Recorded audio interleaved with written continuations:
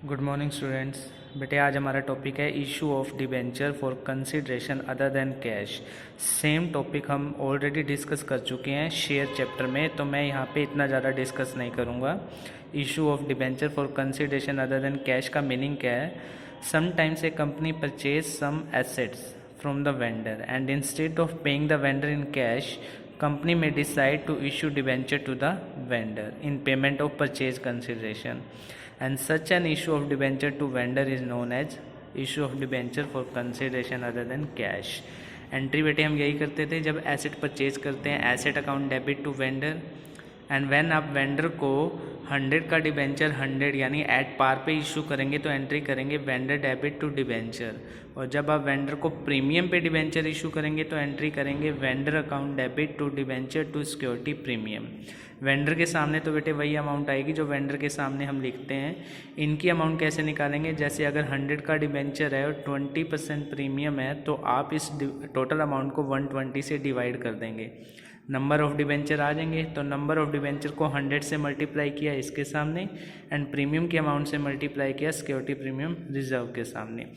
और क्योंकि debenture discount पे भी इशू किए जा सकते हैं, तो वेंडर को जब पेमेंट की गई डिस्काउंट पे डिबेंचर इशू किए गए तो एंट्री ये बनेगी vendor account debit discount on debenture account debit to debenture. Illustration 9 देखते हैं बेटे, और क्वेश्चन भी हमें सेम ही मिलेंगे जो हम ऑलरेडी डिस्कस कर चुके हैं। A company purchased assets of book value 990 from another company. It was agreed that purchase consideration be paid by issuing 11% debenture 100 each. Assume debentures have been issued at par यानी 100 वाला 100 में, at a premium 100 वाला 110 में, at a discount 100 वाला 90 में। तो पहले तो एसेट परचेज की बेटे, एंट्री क्या बनी? Sundry assets account debit to vendor. अब वेंडर को अगर एट पार पेमेंट करिए तो एंट्री बनेगी vendor account debit to 11% debenture 990, और अगर उसे प्रीमियम पे पेमेंट करी तो vendor account debit 11% debenture to security premium. Vendor के सामने तो जितने वेंडर को पे करने हैं 990। अब 100 का डिबेंचर 10% प्रीमियम 110 का एक दिया है, तो 990 को 110 से डिवाइड किया, नंबर ऑफ डिबेंचर आ गए। इसको 100 से मल्टीप्लाई करेंगे तो डिबेंचर के सामने, प्रीमियम यानी 10 से मल्टीप्लाई करेंगे तो प्रीमियम के सामने। डिस्काउंट वाली एंट्री क्या बनेगी? Vendor account debit discount on issue of debenture account debit to 11% debenture. तो 990 वेंडर के सामने लिख दिए बेटे, तो 100 वाला डिबेंचर 10% डिस्काउंट यानी 90 पे इशू किया तो नंबर ऑफ डिबेंचर आ गए। तो इस नंबर ऑफ डिबेंचर को 100 से मल्टीप्लाई किया तो किसके सामने दिखाएंगे? डिबेंचर के सामने। 10 से मल्टीप्लाई किया डिस्काउंट के सामने, और ये ऑलरेडी हमें गिवन ही था। Illustration 10, R limited took over assets and creditor from S limited, issued 8% debenture 20 each at a premium of 20% as purchase consideration. 20 का डिबेंचर देना 20% प्रीमियम पे।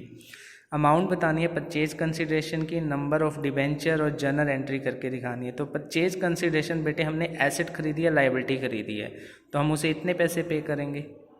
साथ में कह रहे हैं नंबर ऑफ डिबेंचर भी बताओ कितने आप इशू करोगे। हमने इतने पैसे देने हैं, 20 वाला शेयर 20% प्रीमियम यानी 24 का एक डिबेंचर दिया है, तो नंबर ऑफ डिबेंचर कितने आ गए? 20,000। एंट्री क्या करें? एसेट डेबिट लाइबिलिटी क्रेडिट, और जितने एस लिमिटेड को देने हैं वो भी क्रेडिट।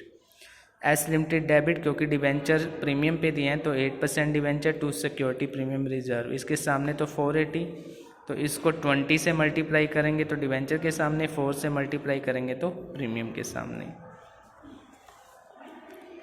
एंट्री क्या बने? एंट्री हम ये कर चुके हैं, सॉरी। नेक्स्ट क्वेश्चन, प्रकाश लिमिटेड ने परचेज की एसेट इतने की, लाइबिलिटी इतने की, और परचेज कंसिडरेशन भी दे रखा है कि इतना पे करना है।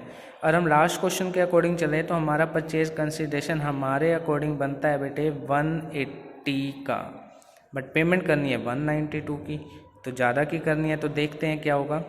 ऐसे सिचुएशन में गुडविल या कैपिटल रिजर्व राइज होता है, और परचेज कंसिडरेशन पे करना है डिबेंचर एट ए प्रीमियम, तो एंट्री क्या करें बेटे? Asset debit liability credit and payment भी क्रेडिट उसके नाम से। अब गैप यहाँ बचा गुडविल, ये शेयर वाले चैप्टर में भी बात समझाई थी, और अगर गैप यहाँ बचता है तो उसको क्या नाम देते हैं? Capital reserve. अब अजय लिमिटेड को डिबेंचर इशू कर दिए तो एंट्री करेंगे Ajay limited debit to debenture to security premium. यहाँ 192 डिवाइड किया 100 वाला debenture 20% premium, number of debenture आ गए, तो इसको 100 से मल्टीप्लाई किया डिवेंचर के सामने, इसको प्रीमियम से मल्टीप्लाई किया प्रीमियम के सामने। तो ऐसे बेटे हमें क्वेश्चन करने हैं। कुछ क्वेश्चन डिस्काउंट के होंगे तो वो आप क्वेश्चन देखेंगे बेटे। एक क्वेश्चन डिस्कस कर लेते हैं डिस्काउंट वाला। नेक्स्ट क्वेश्चन है बेटे, वीनस लिमिटेड ने टुक ओवर की assets and liability of Keynes limited 760 में और डिबेंचर इशू कर दिए डिस्काउंट पे for the purchase consideration in favour of Keynes limited. Journal entry करो और जो भी आपका कैपिटल लॉस यानी डिस्काउंट आया उसको फर्स्ट ईयर में राइट ऑफ करना है। तो एंट्री क्या करें, asset debit 10 lakh, liability credit 180, to Keynes limited 760 की पेमेंट करनी है। अब बैलेंस यहाँ बच रहा है तो इसीलिए बैलेंस को क्या नाम दे दिया, कैपिटल रिजर्व। अब केन्स लिमिटेड को डेबिट कर देंगे यहाँ पे 760 से। डिबेंचर इशू किए हैं डिस्काउंट पे, तो डिस्काउंट वाली एंट्री कर दी बेटे। अब नंबर ऑफ डिबेंचर कैसे निकालूं, 760 को डिवाइड कर दो किससे, जितने का एक डिबेंचर दिया, नंबर ऑफ डिबेंचर आ गए। इसको 100 से मल्टीप्लाई किया डिबेंचर के सामने, प्रीमियम से मल्टीप्लाई किया, डिस्काउंट से मल्टीप्लाई किया डिस्काउंट के सामने। अब इस डिस्काउंट को राइट ऑफ करना है तो राइट ऑफ की एंट्री बनी statement of P&L debit to discount on issue of debenture. तो आपको क्वेश्चन कंप्लीट करने हैं बेटे 19 तक।